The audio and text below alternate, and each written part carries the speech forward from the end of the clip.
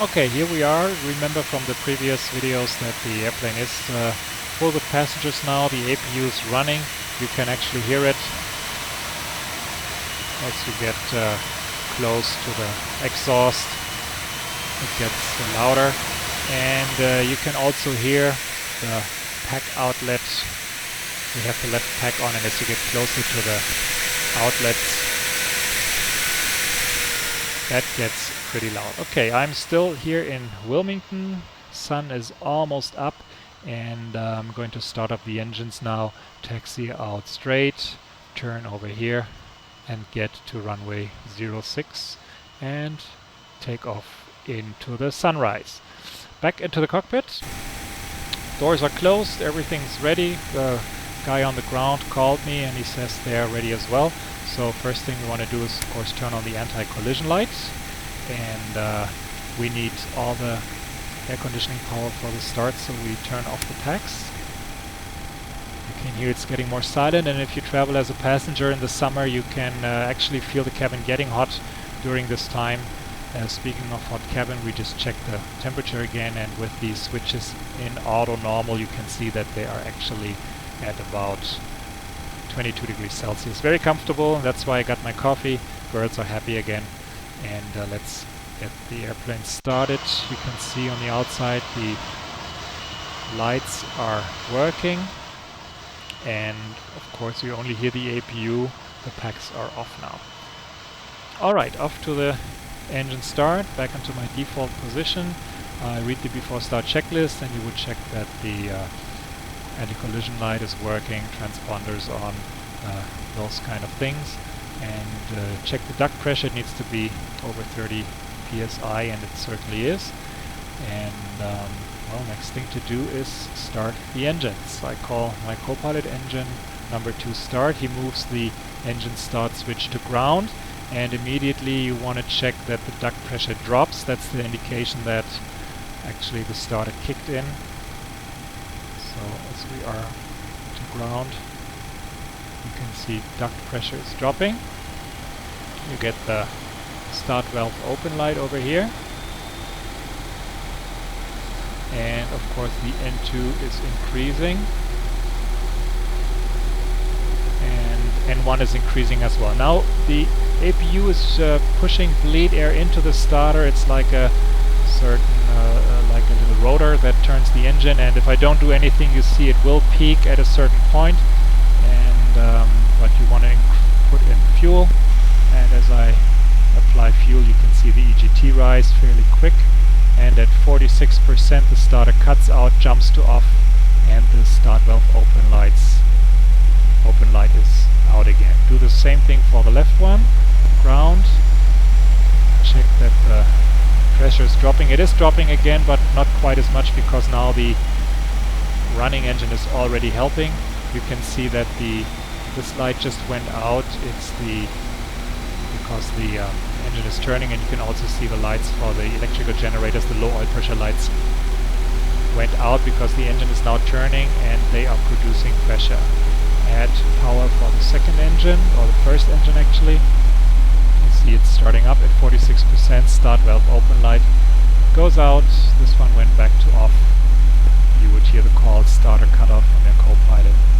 Okay, engines are running, and now I call after start items, and the first thing the co-pilot does is he connects the electrical engine generators to the buses. Now the APU is relieved and the APU generator is off bus again.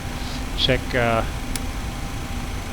generators, they're producing nice voltage. Now is the time to turn on the pitot heat, and of course you want to turn on the packs unless you do a packless takeoff.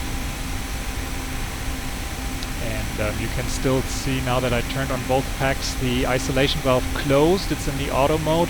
And why is lots of pressure in the left duct, not so much in the right duct? Well, of course, because the APU is still helping. APU is stronger than engines in idle. When I turn that off, you will see that not only the left duct pressure goes down, but also the dual bleed light is off. And this is, of course, what we want to have. Now I switch this the pressurization system to flight. What you will see right now in a second is that the cabin, actually the outflow valve is moving towards close here on the right, and that pressurizes the cabin slightly for takeoff. You can also feel that in your ears as a passenger. You can see it's moving down a little bit, and this slight pressure helps avoiding uncomfortable pressure bumps as the airplane rotates during takeoff. Over here we want to move these ones to continuous for the takeoff phase. In case an engine flames out, we have continuous relighting. Now we don't need the view anymore. Turn it off and you can see the EGT go down and it dies. Getting ready to taxi, so I'm going to turn on the turn-off lights and the taxi lights. And after that, the co-pilot extends the flap. We set flaps 5. So, flaps 5. I'm just going to move it to flaps 5, and you can see the flaps start to move. And outside, you can actually, if you listen close, as they move, you can hear the flap motor in the wheel well work. You can hear it a lot better in the cabin when you're over the wing box. I'm just not going to move back there. We see the leading edge flaps extended light is green. That means the slats are extended, and if you want to make sure you look up here, and indeed they're on the extend position, not full extend. Full extend is only for flaps 10 and over. Okay, that seems to be working okay. So everything is running, and we read the after start checklist, and after we're done with this we request taxi, and if you look outside you can see the lights are on as we turn them on, and we're ready to go. We received taxi clearance. I'm going to release the parking brake, and without adding power you will see that the airplane starts moving forward just like in the real plane. Even idle power is enough to move the plane, but of course we want to go a little faster than this, so I increase thrust. And you want to go to about not more than 40% on the ground. That's dangerous for ground personnel. 40% and 1 is a good value, and you can see the airplane move. And if you want to judge your taxi speed, it's kind of hard with outside cues. Down here is the ground speed, and between 10 and 15 is a good value. So as I said, we want to turn right towards runway 6.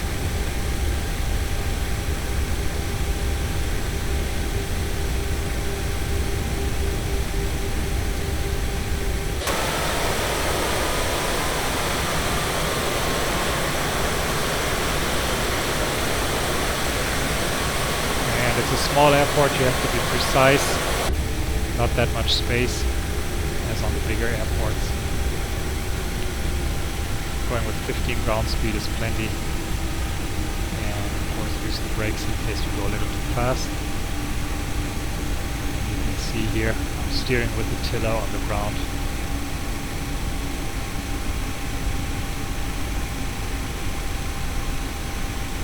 Okay, hold short. We are at runway 06 as we planned, and time to check that everything is working as we plan.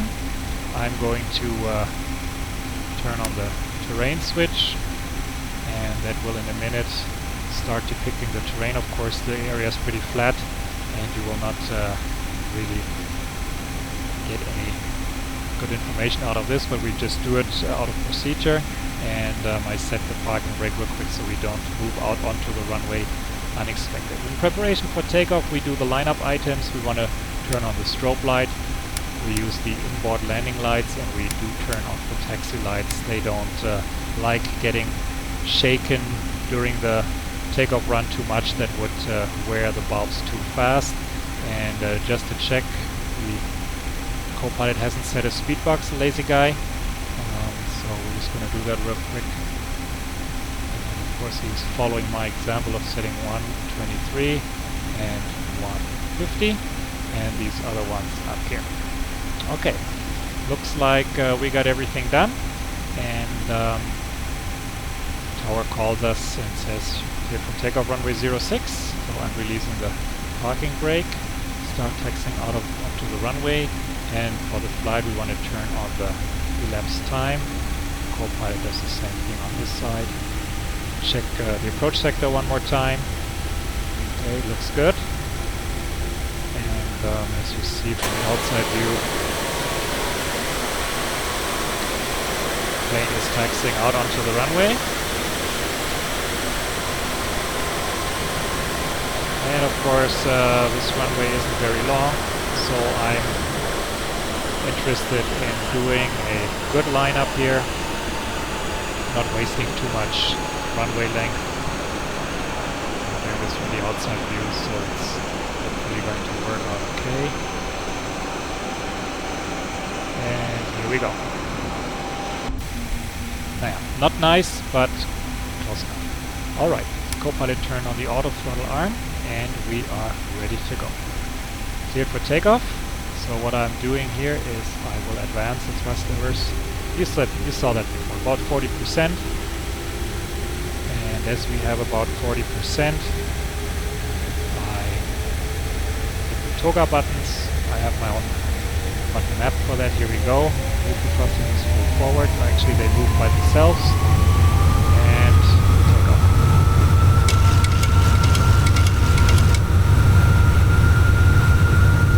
Trim is set to about 4.5.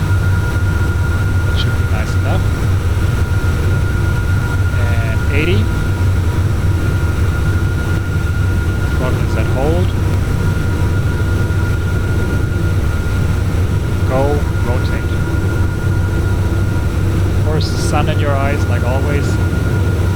Plane lifts off at about 10 degrees. Initial pitch just over 15. Gear up.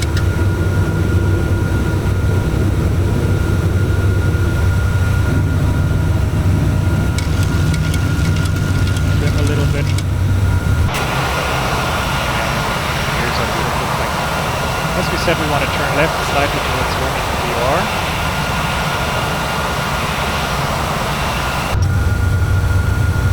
Glance over to the co-pilot side. Actually, I could also check on my RMI. It's here on the left.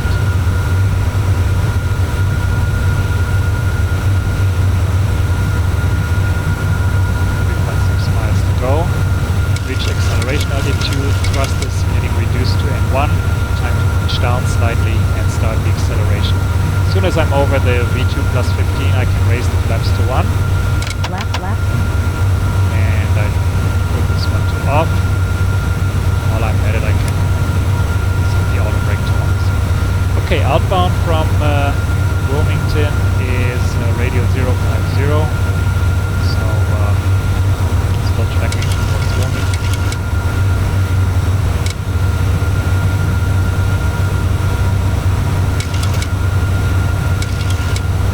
And at 190 knots, I raise the flaps.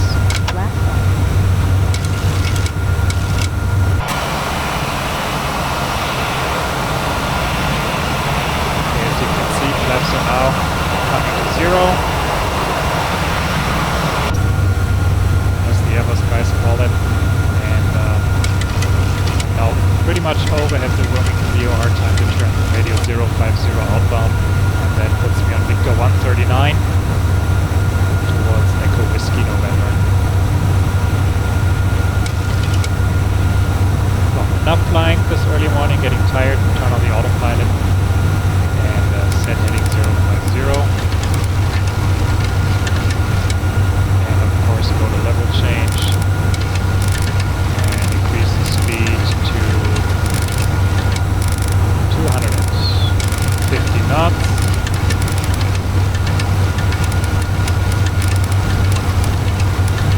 You can see the autopilot is trimming the airplane.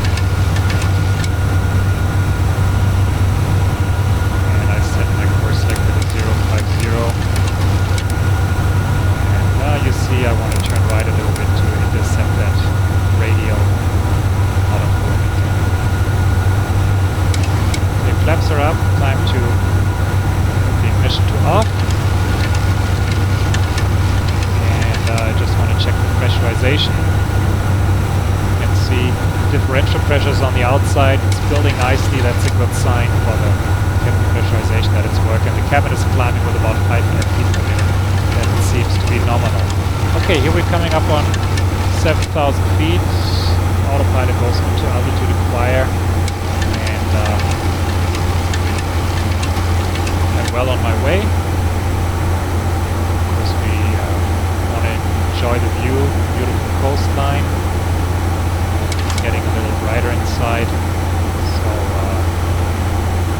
time to turn off the dome light. You cannot even see it anymore. Let's look around the cockpit a little bit. We already finished finished texturing here for the circuit breakers. We're still working on certain areas. Obviously, you can see on the door this side is total work in progress, but should be coming along well pretty soon. Okay, this concludes the takeoff, taxi out and takeoff video, and the next videos will show me continuing